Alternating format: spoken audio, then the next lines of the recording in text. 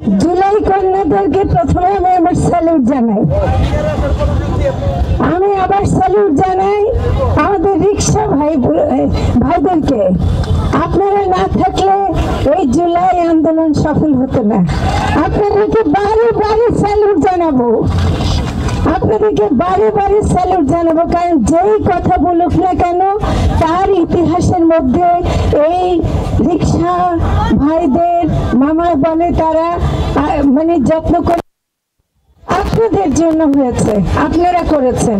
আর আমার জুলাইয়ের মেয়ে বলছে তোমরা এই দেশ নতুন একটা দেশ দিয়েছো, তোমরা আমাদেরকে নতুন ভাবে ভাবতে শিখিয়েছো, তোমরা আমাদেরকে ভাবতে শিখে যখন নাকি দেশে অত্যাচার হয় তখন ঘরে বসে থাকা যায় না।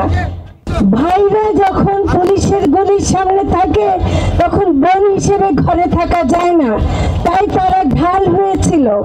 আমরা মনে করি এই যে জুলাই কন্যারা যে ভূমিকা রেখেছে, উমামা ফাতেমা যে কথাগুলো বলে গেছে, আমি তার প্রতিটি কথার সাথে একমত। আমি এই যে সরকারের একটি অংশ হিসেবে বলছি, আমি ক্ষমা চাইছি, আমি ক্ষমা চাইছি।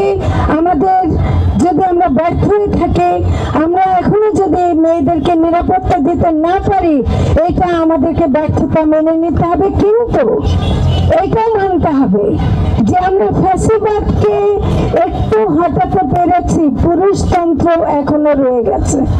পুরুষতন্ত্রের কারণে এই ফ্যাসিবাদে মানুষগুলো যারা এখনো আছে তাদের মধ্যে পুরুষতন্ত্র রয়ে গেছে বলেই তারা নারীকে আবারও পিছনে ঠেলে দিতে চায়।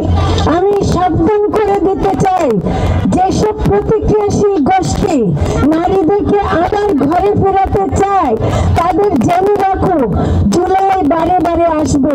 জুলাই শুধু জুলাই মাসে না, আগস্ট, সেপ্টেম্বর, অক্টোবর, নভেম্বর, প্রতি মাস জুলাই হবে, প্রতিটি মাস জুলাই হবে। সেজন্য প্রতিক্রিয়াশীল কোন গোষ্ঠী নারীদেরকে যদি ঘরে ফেরাতে চায়, আমরা সরকারের পক্ষ থেকে যতটুকু করতে পারি করব। কিন্তু আমার জুলাইয়ের মেয়েরা আবারও আমরা রাস্তায় একসাথে থাকবো, আমরা সবাই মিলে একসাথে থাকবো, সবাই মিলে দেশকে সুন্দর করে গড়ে তুলবো, নারী ও শিশুদের জন্য নিরাপদ করে তুলবো। ধন্যবাদ।